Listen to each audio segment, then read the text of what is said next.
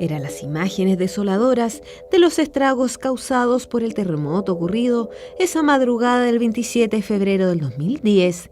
Desde entonces han pasado 4 años en los cuales, si bien en términos de viviendas e infraestructura pública se ha podido avanzar, pareciera que la herida de quienes vivieron esa noche en nuestra zona sigue abierta.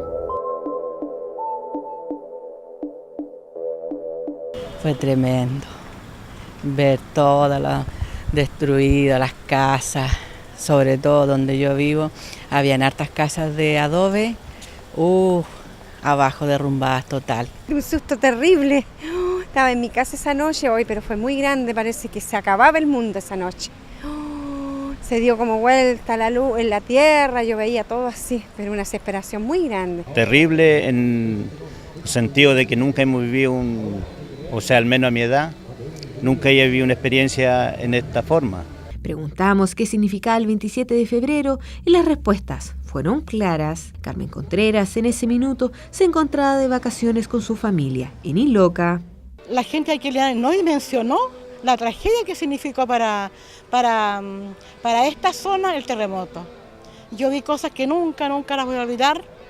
Fue un trauma enorme porque nosotros estábamos muy cerquita de la playa cuando sucedió esto. Nunca olvidará la vigilia que enfrentó con su familia sobre un cerro. Fue horrible. Las casas destruidas, nosotros alcanzamos a arrancar olas muy inmensas, un caos total, niños llorando. Fue increíble cómo se abrió la tierra.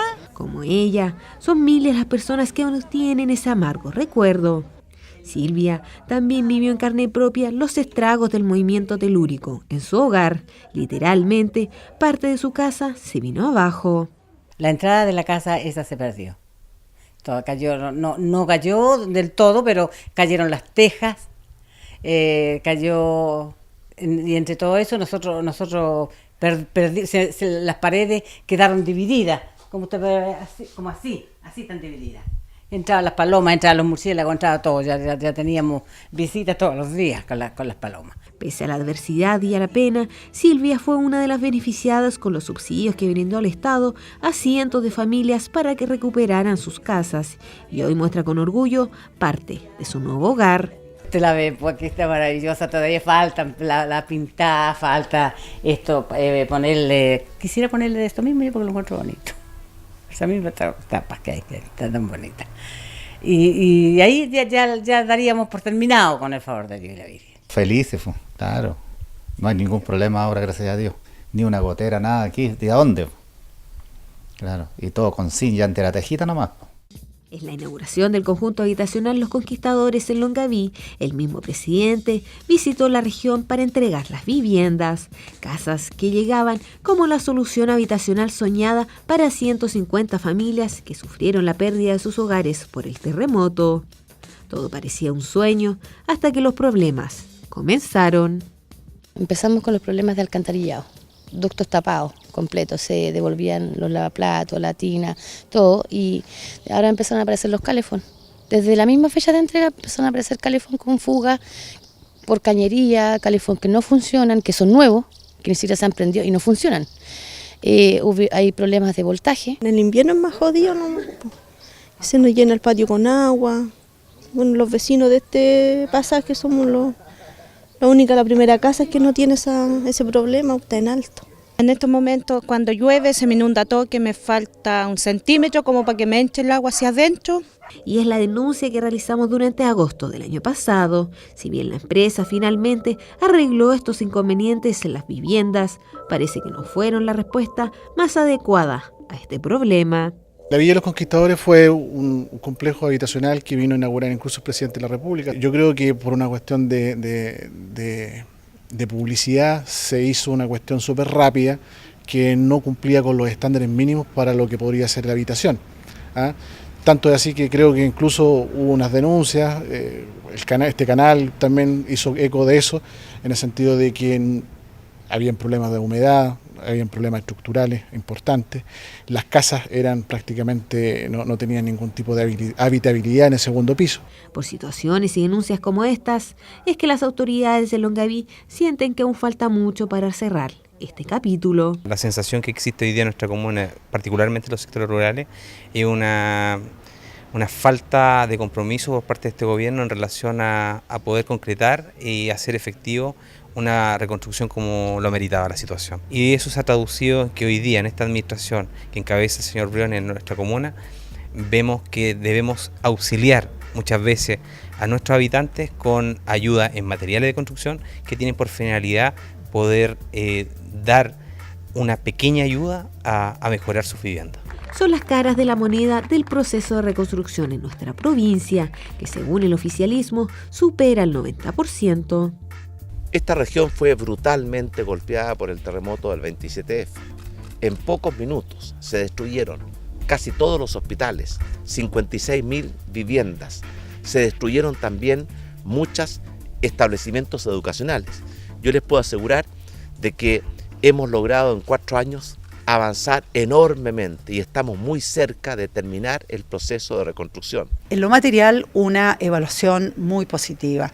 Nosotros estamos cumpliendo con la reconstrucción en un 99.6%, y si tú analizas, solo nos quedan un 0,5% de obras por comenzar. El resto ya están entregadas, sobre 14.000, y las otras están iniciadas.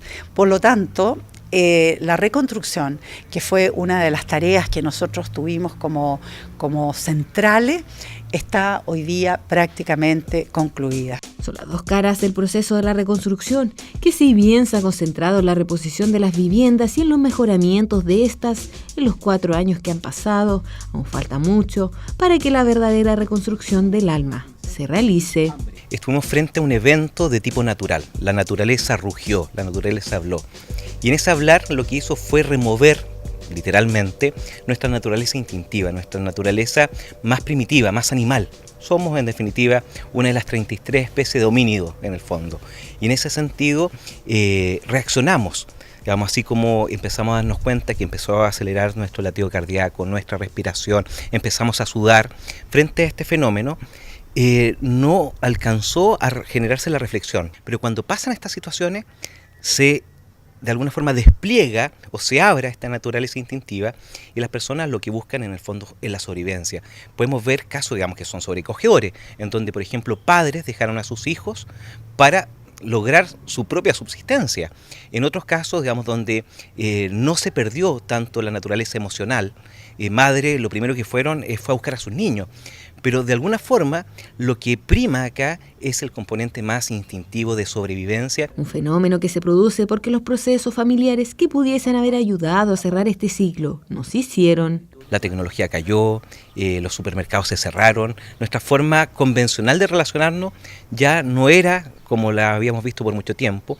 Por tanto, ¿a dónde se recurrió? Se recurrió al espacio familiar. Lo veíamos como de alguna forma se recompuso el componente histórico generacional. No volvimos donde un hermano, volvimos donde nuestros abuelos, nos asentamos en la casa de nuestros padres.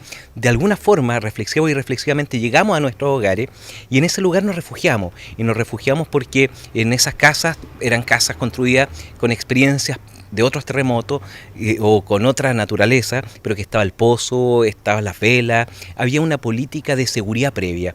Y en esos lugares se generó mucha conversación, pero se alcanzó solamente la primera etapa, la catarsis. Cada uno expuso lo que había sufrido, dónde estaba, qué fenómeno enfrentó. Pero faltó el proceso siguiente. ¿Qué hacemos cuando nos vemos enfrentados a un tema como este o de otra envergadura desde el punto de vista de la naturaleza, cuando estamos siendo amenazados por algo que toca realmente nuestra naturaleza instintiva? Son las secuelas de un fenómeno que se llevó vidas, hogares y recuerdos, pero que al parecer nos hizo más fuertes. Por eso los linarenses seguimos adelante.